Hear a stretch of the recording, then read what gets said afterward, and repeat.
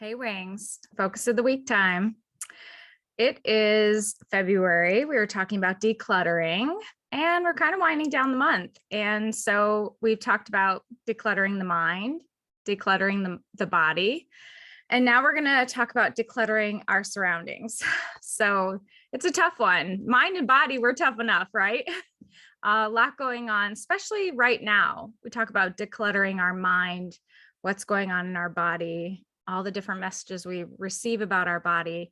All of this is really resonating. I've received a lot of you chiming in about how this is resonating with you. And I hope that you're feeling some of this, but also putting some of your thoughts to paper and kind of weeding some of this out. Let's figure out how to declutter some of this. As we talk about our surroundings, there's all these studies that talk about cluttered spaces. And I am, we've talked about the fact that I'm a crafter. So I think crafters in general, creative types of people, we tend to save everything. Oh, I could use that for something. We get a ribbon or some sort of piece of something. And we're like, oh, I might use that someday. And listen, I do use those things. I just used the little craft I made for the holidays this year, the little pots that I had. The pots were 20 some years old, 22 years old. And so, those things do come in handy and I do have that, but that little bit of pack rat, that little bit of, I've got too much stuff around here does cause that cluttered mind and it does cause a bit of that stress. So I have tried to rewire a bit of that. And as we go into this week, I'm going to challenge myself and I'm going to challenge all of us to start decluttering the spaces around us. A cluttered desk and a cluttered space around us does equal extra stress and procrastination. So if we can clear off that space, put away some of those things and find a place for the things that are around us, but maybe get rid of some of that stuff. So I've lived in my house for 20 years. And I come upon things that I'm like, why do I have this still? And that's a big part of what our decluttering is going to be this week and the rest of this month. So in my kitchen alone, I was finding that I had cabinets and drawers that didn't have kitchen stuff in them.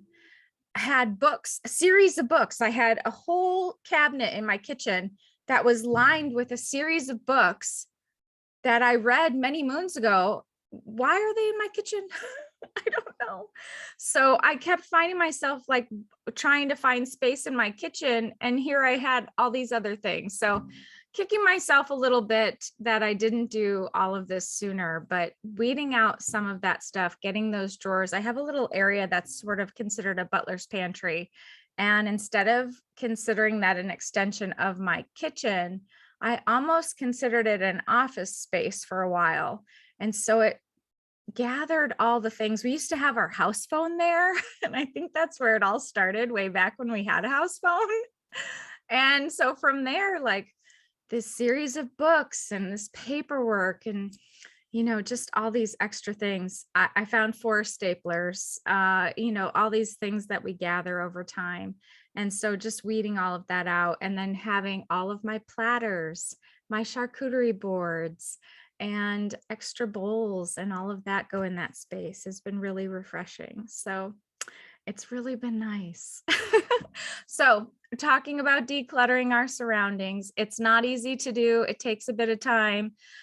Even if you took 15 minutes and cleared off a counter, setting aside 15 minutes a day and saying, I'm going to clear out this space, or half an hour and you're going to clear out the space underneath your bathroom sink.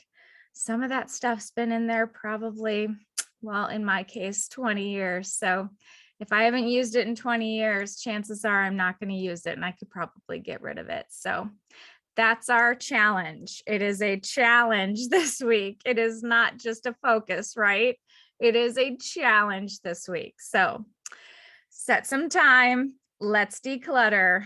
It's going to help us, mind, body, and soul. It's going to help us for sure.